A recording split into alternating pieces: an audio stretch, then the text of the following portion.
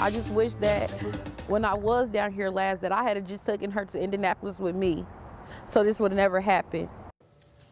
We are still following the story of 13-year-old Kei'Mani Latigue. Her body was found yesterday after days of searching. Her father is charged with murder in her death. We've got team coverage tonight on this developing story. Silver Barker spoke with Kei'Mani's aunt about this girl and the memories she leaves behind. Michael Sandlin talked with school officials at Toledo Public Schools about Kei'Mani and how she will be remembered by staff and students. Megan Hartnett spoke with an organization about how parents can talk to their kids about difficult and tragic topics. But first, we want to start with the news about Kei'Mani's father, who is in the hospital right now in Columbus. Yeah, let's get to that. We know tonight that her father, Darnell Jones, is in a Columbus hospital after being shot by a SWAT officer in Columbus.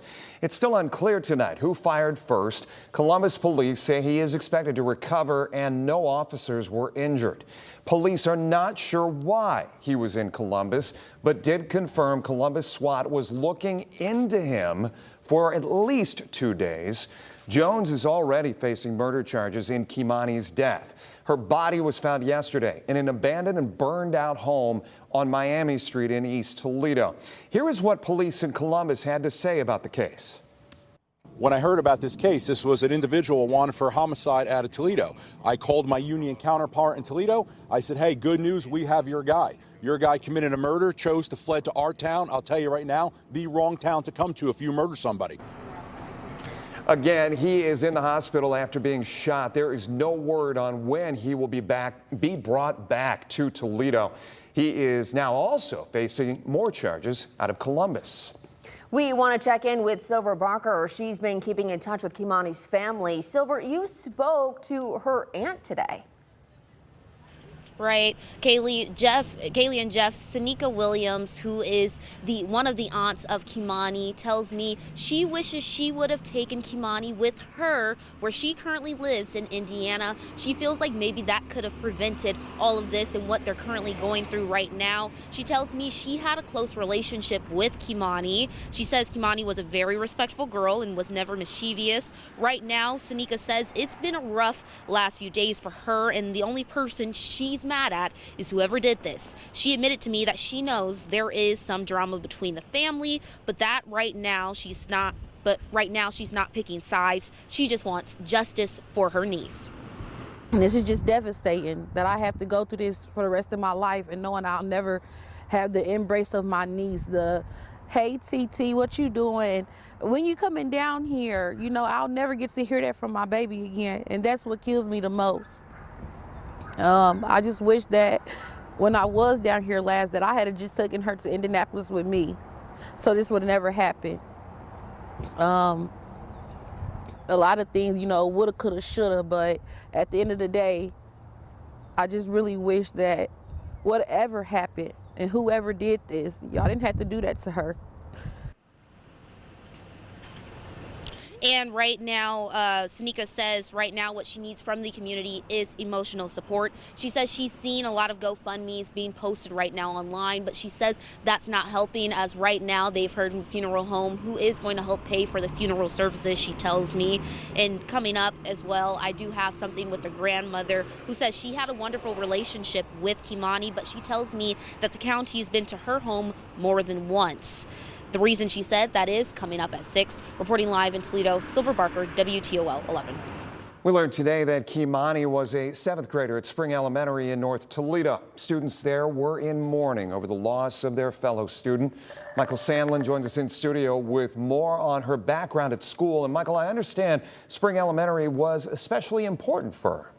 Well, Jeff, according to TPS leaders, for a long time, Kei'Mani struggled to find a school that worked for her. She was in and out of 6 different schools and often struggled with behavioral issues. But she found a home at Spring Elementary, developing a positive reputation, even making it on the honor roll. TPD sent out this statement, writing, quote, "The students and staff at Spring Elementary are saddened by the loss of their friend and classmate, Kei'Mani Latigue. Counselors were at the school yesterday and again today to help students and employees cope with this tragedy. The district's 2 therapy dogs are also at the school. Kei'Mani will be remembered as being very personable and someone who got along well with others. Now, we also caught up with a classmate of Kei'Mani's who we found holding up a sign honoring her lost friend outside of her school. Now, with permission from her mom, she told us about who Kei'Mani was to her and how people at school felt today following the news of her death. She was like smart, and then she used to do her work. Sometimes she used to show me how to do some of the works inside my classroom because I didn't understand it. I seen some people crying and stuff, a lot of people crying, and then people just like not talking how they usually talk, like talking kind of sad and low. Now, Fisher tells me she hopes Kei'Mani is remembered for her kindness, something the school actually planned to recognize. Kei'Mani was set to win a kindness award later this week, an award she now will never be able to receive. In studio, I'm Michael Sandlin for WTOL 11. Having conversations with others, especially kids, about Kei'Mani Latigue's murder can be difficult.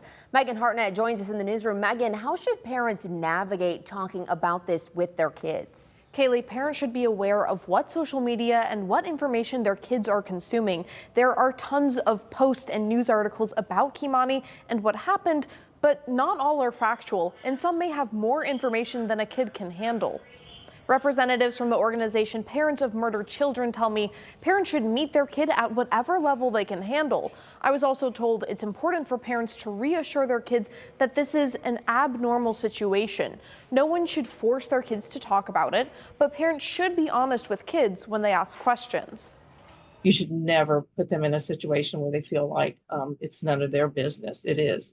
You know, they're going to live with this the rest of their lives as well, and they need to be treated in a way is dependent on their maturity level, and just keep, telling them you're always there for them. Representatives from Parents of Murdered Children say school counselors are great resources for kids to have when navigating what happened. And it's important to let kids talk about this with their friends. Reporting in the newsroom, Megan Hartnett, WTOL 11. This is a developing story that WTOL 11 will continue to follow. We'll bring you updates on air and online at WTOL.com. You can catch last night's special on this case right now on WTOL 11 Plus on your TV.